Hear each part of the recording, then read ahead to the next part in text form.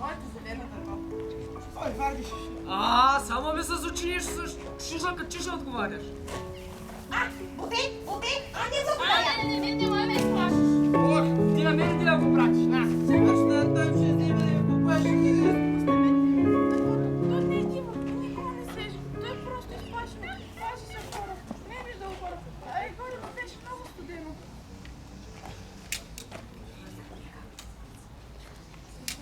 Това да родил, Джуто си остава, Джу. Прафе, остава ли го? Да. Чакай. Дивото бяга само срещу вятъра. Да видим на къде духа вятъра. Значи натам е избягал. Натам, не!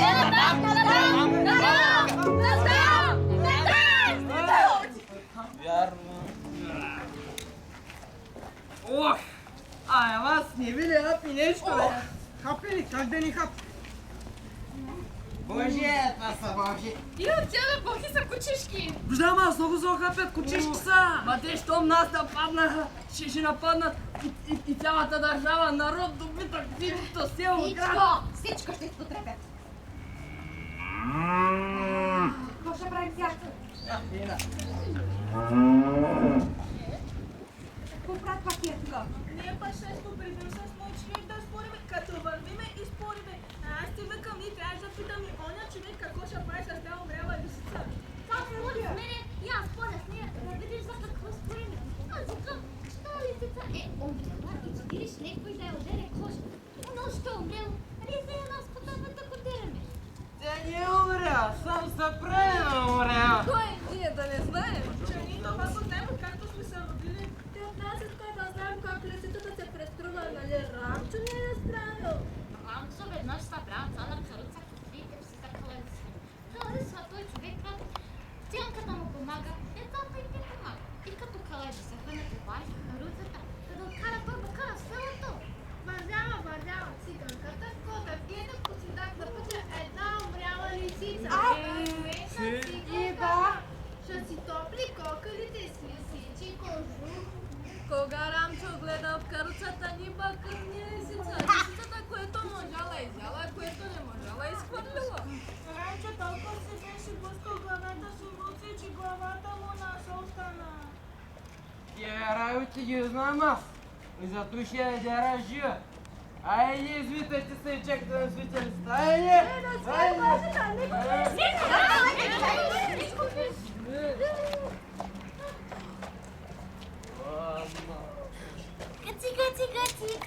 Гъци! Момент да бе!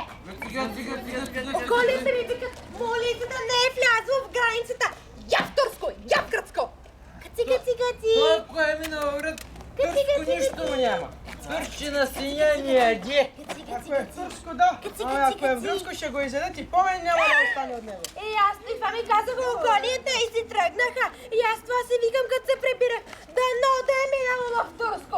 Такава свиня не може да се намери. Все едно в земята заедно само за неговата зурла. Изведнъж и тук усещам пърлицата му с пърлица се свряла и тук в мене. И се върти точно там под лъжичката, където ми гаделичка. И оттам прибирам се вкъщи. Какво да видят очите ми пърлицата му с пърлица? Навряла се в кочината и ма гледна среща ми мига с очички. Не лук яло, не лук мирисало. Прех майка му стана. Прех Чичак, му викам. Ама то препадна в ден горите. А се сех тогава, да пак горе. Чак на края на планата.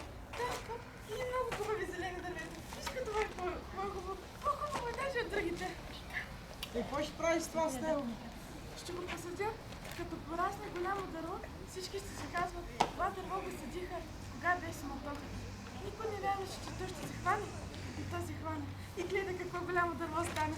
Абе да нарежа малко чучур, па да взема да вървя и аз вече. Пак тия. Помози Бог! Психички, какво правят? Да, Бог добра. Знаеш къде е така пътя за суматохата? Карайте направо, ще стигнете до един брод.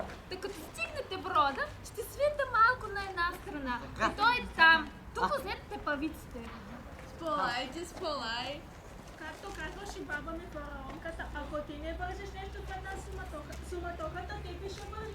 Зато ще гледаш добре кое става завръзване и кое не. Ти от мене само иска да гледам добре кое става и кое не става завръзване.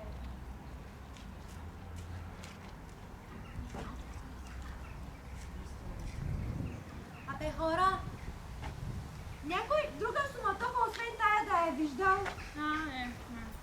Истина, по най-тръпкав начин, ама да осуществим го. Нали? Той е Глигор. Дал го някъде жаба прегази Къде и го са жена жаба, си. бе? Къде отиде? Не, ма, жаба не може прегази. Ако по случайно жена ма срещне, ще я прегази. Аз, нали, така малко се забавих, защото се прибих от корене. Нали, като дойде суматохата, трябваше да се кача на кокилите, като си викам, че ще кача на кокилите, хем нея ще пригазя, хем тук ще остана. Само дето, като се качих на кокилите, гледам в небето, се подадоха някакви странно летящи тела, пратени ни за шпионаж. Това сме били ние, дето първи влязохме в суматохата. Нещо подобно беше, ама не съвсем. Значи, като се качвам от кокилите, гледам ги странно. Като се качах на кокилите, ги гледам тия странно летящи тела. Летят си викам, това бяха от ония, дето ги писаха вестниците. Сигурно. Където са ни били пратени за шпионаж от други планети. И гледам, че едно от тия тела беше паднала там в ливарата до една копа сено. Мъжко или женско? Женско и мъж. Мъжко или женско? Женско! Лежи се тялото голо, там излъчва радиация. Нали, аз съм малко нещо по откритията и почнах да търся. Търсех и накрая открих, че той излъчва радиации, за да влезе във връзка с някого. Ти трябваше да се опиташ с някакъв известен, но не да влезеш в него. Аз се опитах, започнах да излъчвам радиации и влязох. Аз кол съм. Пая време поддържахме връзката и по едно време, докато поддържахме връзката, усещам, че нещо ме удари по главата. За известно време ослепях и когато ми се върна зрението, гледам жена ми. Вика, олеле, Господ да те убие и не знам що си. Аз в недоумение я питам, абе жена, къде са ми кокилите? Къде е и тяло? Къде е копата? А жената продължава да вика. И аз по едно време й отговорих. Абе жена, какъв е този рев? Какво е това пищение? Та не виждаш ли, че това бяха от ония странно летящи тела, които са ни пратени от други планети, които някои били като чини, други били други, а жената не ще да вярва, защото не е чела вестници. Ама тя жена, вестник чете, тя и да чете, няма да повярва. Ага, щом се казваш, казвай. Няма да повярва. Няма. Нема. Брате, лисицата ми я няма. Докато аз съм драпал по баира, тя се е възползвала и ухайкала. Ти не разбрали, бе, древник, че лисицата обича да се преструва на умряла. Това ти го казахме 1000 пъти, ма то направо човек и 2000 пъти да му го кажеш. Той пак няма да те разбере. Откъде некъде ти ще ми казваш, че не съм разбрал? И така. Отекна. Тимок!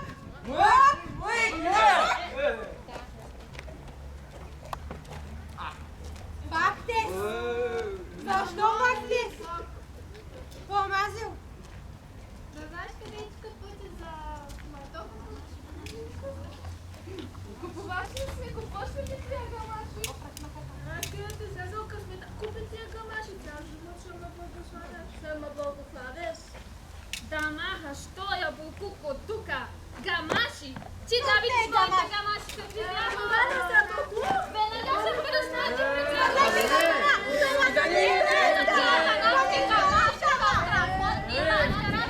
Шумава да си банатска работа. Как тия гамаши са банашка рая? Суматохата я бе зелена от дърво. И то остана да лежи там, съхнало и почерняло. Като минавах сета, гледам как дървеят си побързали да си набутат него. И всеки дървеец дълба и скърци.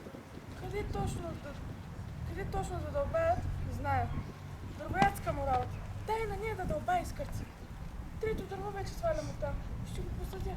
Той нито ще може да избяга, нито пък самотохата ще може да го убие. Защото съм го вързала за себе си. И той ще загине, само ако аз загине. Той дърво ще живее в нашите гори. И кога зиме някой погледне през прага през фортуната, ще види как дървото се зелени.